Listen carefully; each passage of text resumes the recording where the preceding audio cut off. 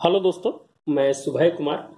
दोस्तों, 66 बीपीएससी के अंतर्गत या 67 सीडीपीओ और बहुत सारे बीपीएससी एग्जाम जो अभी कंडक्ट करने वाली है, उसके क्रम में दोस्तों जो मेंस का जो पेपर होता है, जो पीटी निकाल लेते हैं और मेंस में कैसे लिखना है, उसके लिए आपको दो चीज़ का होना बहुत ज़रूरी है। सबसे पहले कि आप पेपर को ज़रूर पढ़ें दोस्तों। पेपर जो होता है वो आपका मेंस के जो भाषा होता है वो आपको कॉपी में है जो झलकता है।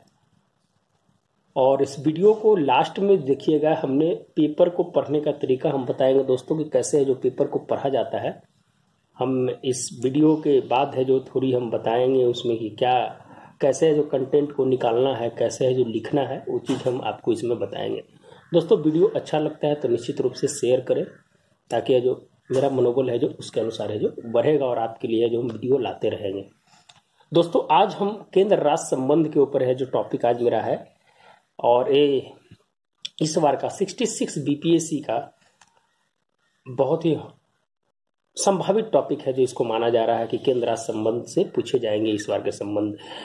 और पूछने का पीछे कारण होता है दोस्तों कि जो वर्तमान समय में जो केंद्र राज्य के बीच जो संबंध है, या बंगाल की बात किया जाए या बिहार की ही बात किया जाए, महाराष्ट्र की बात किया जाए, नॉर्थ ईस्ट के संबंध में बात किया जाए, जहाँ पर है जो कुछ वर्तमान समय में ऐसी गतिविधियां देखी गई है जिसके कारण इस क्वेश्चंस को इस बार बीपीएससी पूछने का ज़्यादा चांस है जो बन रहा है। दोस्तों, हम स्टार्ट करते हैं। क्वेश्चन है कि वह कौन से मुद्दे हैं जिन्होंने केंद्र और राज्य संबंधों को तनावपूर्ण बनाया है, और हाल की कुछ घटनाओं के संदर्भ में अपना उत्तर दें। और वर्तमान समय में आपको इस क्वेश्चंस को जोड़ना है, करंट अफेयर्स के साथ है जो इस क्वेश्चंस को जोड़ने का है जो प्रयास कीजिएगा। दोस्तों, भूमिका लिखते समय आप है जो केंद्र राज्य जो आपका कोर पॉइंट है उस चीज को आप है जो एड्रेस कीजिएगा। उसके बाद है जो आपका क्वेश्चन है जो वहां पर धीरे धीरे है जो बढ़ता चला जाएगा, क्या कि आपको जो बेसिक चीज है उसको तो लिखना ही पड़ेगा। अगर हम भूमिका की बात करें दोस्तों, कि संविधान के परिसंघीय होने का प्रावधान शक्ति विभाजन एवं शक्ति वितरण से है। केंद्र राज्य के बीच में आप जानते हैं दोस्तों कि शक्ति विभाजन का है जो हमारे संविधान में व्यवस्था की गई है। संघ सूची, राज्य सूची, संवर्ती सूची में किस तरह से जो विभाजन किया गया है, किसके क्या अधिकार क्षेत्र है, उसमें है जो बताया गया है। संविधान में केंद्र शब्द का प्रयोग नहीं किया गया है, लेकिन इसकी स्वीकारता भारतीय संघवाद की नीति केंद्राभिमुखता को स्पष्ट करती है, माने उसी को स्पष्ट करती है। केंद्र का कहीं भी चर्चा नहीं किया गया है, लेकिन है जो वर्तमान समय में बोलचाल की भाषा या है जो अध्ययन करने के क्रम में हम है जो केंद्र और राज्य का है जो हम उसका उपयोग करते हैं। नहीं तो राज्य का मतलब होता है देशी होता है। इस तरह विनाशी राज्यों का अविनाशी संघ कहा गया है, लेकिन इसके वर्तमान में हमें है जो करेंट को निश्चित रूप से है जो अपने भूमिका में ऐड करना है दोस्तों, क्या कि क्वेश्चंस है जो वर्तमान को ऐड कर दिया है। क्वेश्चंस को आप 2 बार पढ़िएगा लिखते समय। वर्तमान में उत्पन्न विवाद संघवाद के प्रति नकारात्मक प्रतीत होता है, जो लोकतंत्र के लिए अपरिहार्य है। जानते हैं दोस्तों कि वर्तमान समय में जिस तरह की स्थिति आप बन रही है, सेंटर स्टेट के बीच में तलवार रूपी जो स्थिति है, वो कहीं ना कहीं है जो संविधान की जो मूल ढांचा है उसकी है जो अवहेलना है जो की जा रही है। तनावपूर्ण स्थिति कहाँ कहाँ देखी जाती है, जहां पर है जो दोनों राज्य, दो केंद्र और राज्य के बीच की स्थिति है जो तनावपूर्ण हो जाती है। तनावपूर्ण स्थिति में हम देखते हैं विधायक शक्तियां, प्रशासनिक शक्तियां और वित्तीय शक्तियां। हमें इसके अंदर में डिटेल में नहीं जाना है दोस्तों, हमें है जो इसके कुछ पॉइंट्स को है जो लिखते हुए है जो हमें आगे बढ़ना है। अनुच्छेद 245 से 55, 7वीं अनुसूची, संघ राज्य संवर्ती और विवाद जो है वो आर्टिकल से आपको दिखा देना। नहीं तो अगर लिखिएगा तो आपका जो 1-1.5 पेज तो यहाँ ही चला जाएगा, तो आपको उसको भी कंट्रोल करना है, वर्ड सीमा को भी कंट्रोल करना है। अनुच्छेद 250, अनुच्छेद 252, अनुच्छेद 253, अनुच्छेद 248, ये है जो दोस्तों यहाँ पर ये है जो विधायक शक्ति के अंदर में है जो यहाँ पर अनुच्छेद में है जो विवाद है। आप इन अनुच्छेद के बारे में अगर लिखना है तो एक लाइन लिख सकते हैं, नहीं तो आप अनुच्छेद दे दीजिएगा तो भी काम चल सकता है। क्या है कि मेंस का कोई प्रारूप और कोई फॉर्मेट नहीं होता है, आप बेहतर लिखने के लिए आप क्या कर सकते हैं, वो है जो वो आपके ऊपर निर्भर करता है। प्रशासनिक शक्ति के विवाद में अगर हम बात किया जाए दोस्तों कि अर्धसैनिक बलों की तैनाती, राज्यपाल विवाद, रेल संचार विस्तार केंद्र में जो भूमिका होती है, और उसके बाद आपातकाल में केंद्र की भूमिका, ये है जो प्रशासनिक शक्ति के अंतर्गत में आता है। हमें है जो टच करना है विवाद को और वहां से निकल जाना है। और वित्तीय शक्ति में जीएसटी अनुदान जो होता है उसके बारे में, अनुच्छेद 280 में जो प्रावधान है केंद्र राज्य के बीच में जो वित्तीय प्रावधान है, अनुच्छेद 275, और आपदा के समय विवाद, ये है जो वित्तीय शक्ति के समय, ये है जो इसकी समस्या देखी जा सकती है। इन सभी शक्तियां केंद्र और राज्य के बीच तनावपूर्ण व्यवहार देखा गया है, लेकिन वर्तमान योजनाओं को लागू नहीं करना विवाद का कारण बन गया है। अभी वर्तमान समय में बहुत सारे जो केंद्र सरकार की योजनाएं हैं जो राज्य सरकार के द्वारा है जो लागू नहीं की गई है। जैसे आप बंगाल की अगर बात किया जाए तो प्रधानमंत्री आवास योजना की बात किया जाए, प्रधानमंत्री किसान सम्मान निधि योजना की बात किया जाए, तो ये कुछ योजनाएं हैं जो नहीं लागू की गई है। दिल्ली में आप देखते हैं कुछ योजनाओं को नहीं लागू किया गया है। फिर है जो आप तमिलनाडु और आंध्रा में जाते हैं तो कुछ योजनाओं को नहीं लागू किया गया है। तो ये सब है जो कारण कहीं ना कहीं है जो केंद्र राज्य के बीच में है विवाद उत्पन्न करता है। आगे हम बढ़ते हैं दोस्तों कि तनाव का जो वर्तमान स्थिति है वो सबसे ज्यादा कहाँ प्रभावित किया जा रहा है दोनों।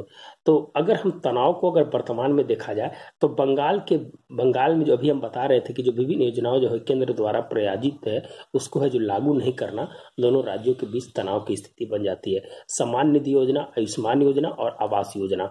दोस्तों एक और विवाद है, जब आप भारत बांग्लादेश का रिलेशन पढ़िएगा कि एक तीस्ता विवाद है, और तीस्ता विवाद जो है वो विवाद है जो पहले अंतर्राष्ट्रीय विवाद था, लेकिन अब ये विवाद हो गया है केंद्र और राज्य के बीच में हो गया है।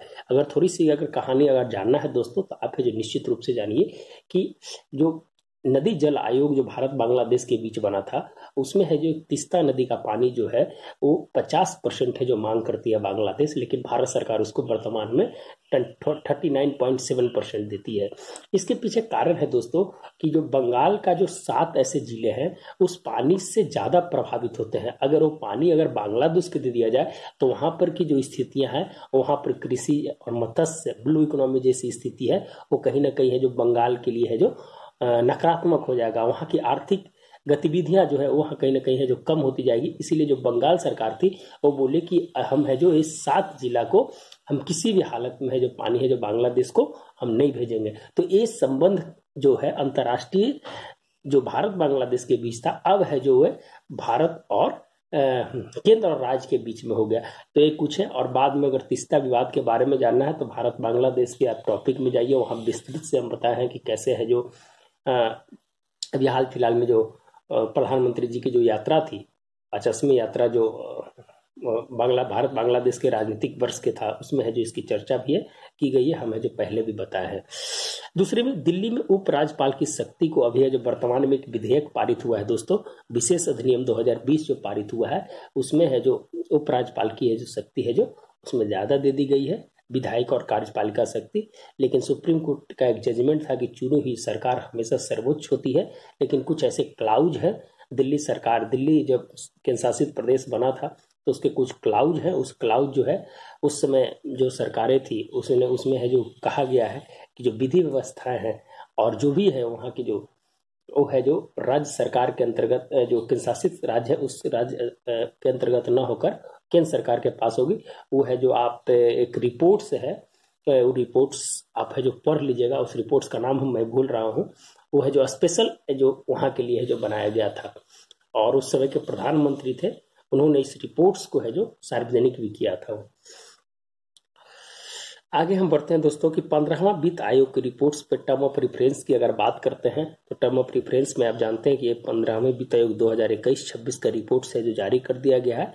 इसमें जो टर्म ऑफ रेफरेंस जो नॉर्थ और साउथ के बीच जो विवाद चल रहा था जनसंख्या के ऊपर, तो उसको है जो दूर करके और है जो रिपोर्ट्स को प्रकाशित कर दिया गया है। और इसमें हॉरिजॉन्टल और वर्टिकली किस तरह से बंटवारा हुआ है 41% का, वो है जो आप है जो उसमें मिल सकते हैं।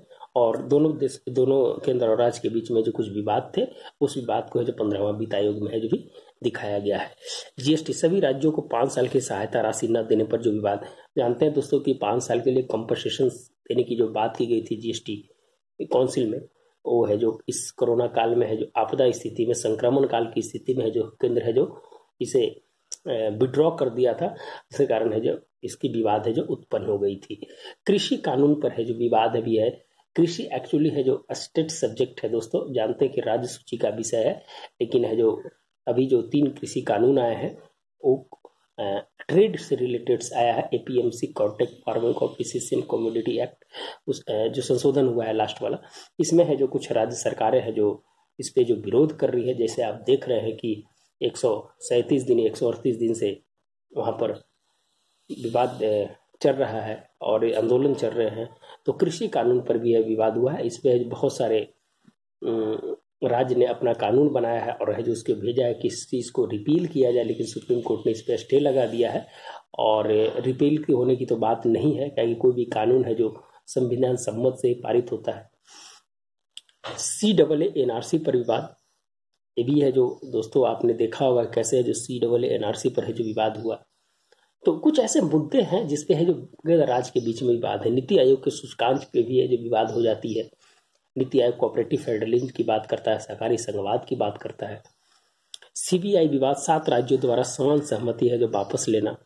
CBI जो विवाद 1946 अधिनियम है दोस्तों, विशेष पुलिस अधिनियम 1946, जिसमें है जो किसी भी देश किसी भी राज्य में CBI है जो विशेष परिस्थिति में है जो जांच कर सकती है, लेकिन है जो दोस्तों कुछ राज्यों के द्वारा समान सहमति है जो वापस ले ली गई है। तो यह जो केंद्र राज्य के बीच में विवाद का है जो कारण बना। महाराष्ट्र में राज्यपाल और सरकार के बीच जो स्थिति बन रही है वो है जो कहीं ना कहीं है जो टकरावपन हो रहा है और दोनों राज्य केंद्र और राज्य के बीच की स्थिति है जो कहीं ना कहीं नकारात्मक है जो होती दिख रही है।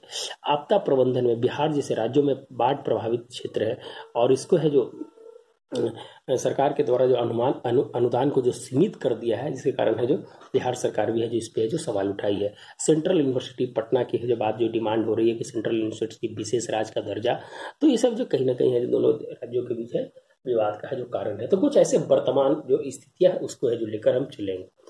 इन सभी तथ्यों के आधार पर वर्तमान में संघीय ढांचा केंद्र की शक्ति और राज्य से ज्यादा देती है जो प्रयोग राज्य के खिलाफ देता है।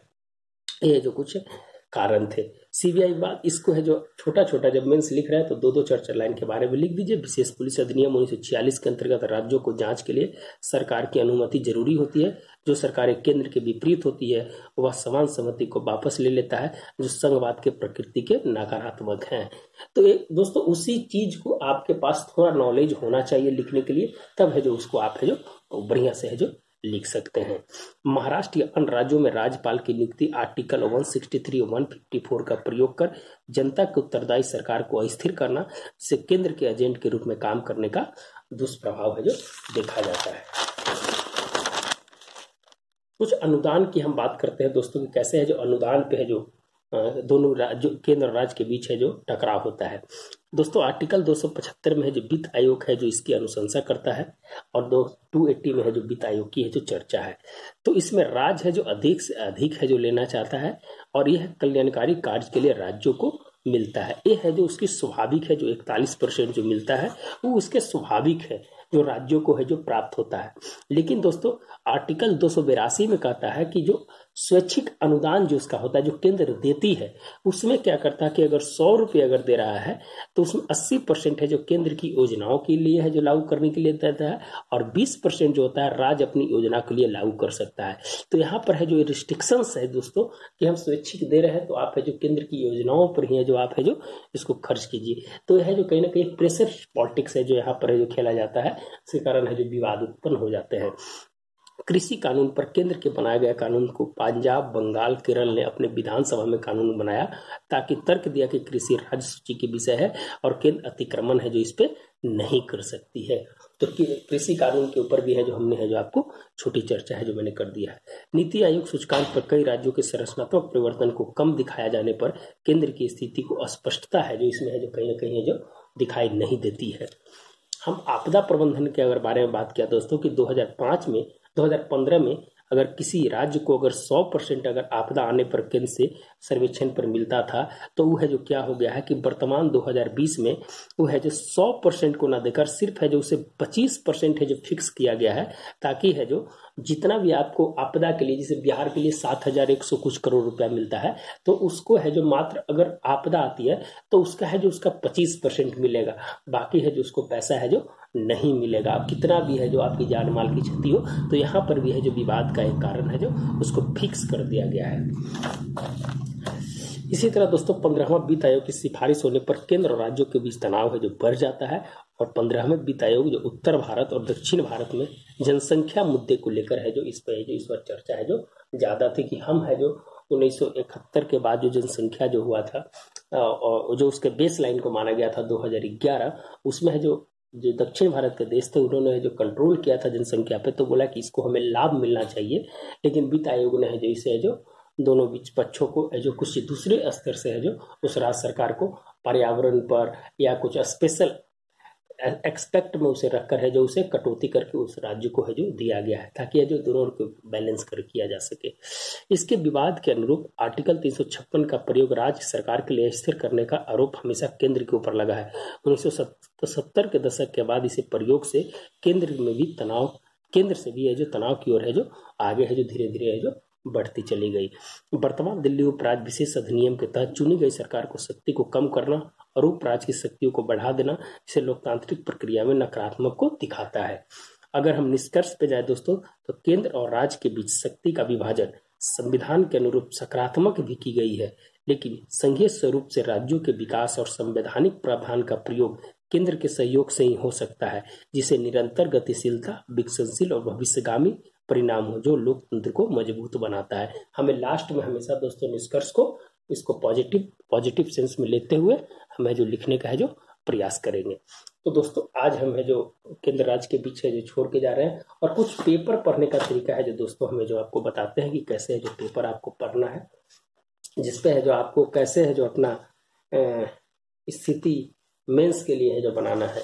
अगर दोस्तों हम इसकी बात करें, ये दोस्तों पेपर है जो 8 अप्रैल का जो पेपर है, इसमें दोस्तों अगर पढ़ना है तो आपको जो इम्पोर्टेंट चीज है इसमें, जैसे ऑक्सीजन सप्लाई पर आई रुकावट तो नपेंगे डीएम और एसपी।